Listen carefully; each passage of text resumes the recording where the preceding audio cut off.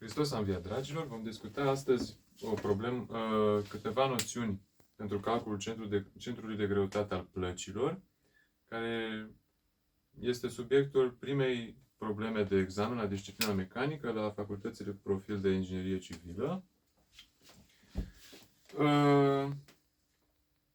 Plăcile pot avea diferite forme geometrice. Cele mai des întâlnite dintre acestea sunt formele de patrulater, de triunghi și de sector de cerc. Vom începe cu patrulaterul. Având un patrulater de bază B și înălțime H, știm din liceu și din gimnaziu că aria, o să o notăm cu A, este egală cu baza ori înălțimea, iar centrul de greutate al patrulaterului se află la intersecția diagonalelor acestuia, aici, și îl vom reprezenta, centrul de greutate, analitic,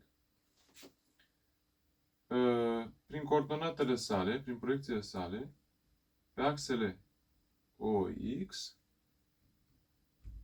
și OY. Astfel, vom avea centrul de greutate C se află față de origine la o distanță XC,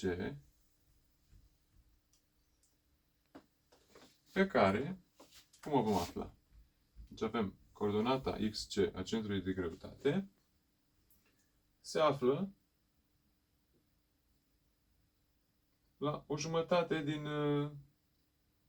din latura dreptunghiului.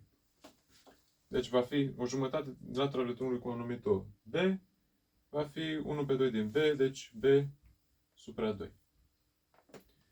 Analog, pe Y, înălțimea va fi reprezentată aici. Avem Y, coordonata pe Y a centrului de greutate, va fi egală cu înălțimea pe 2.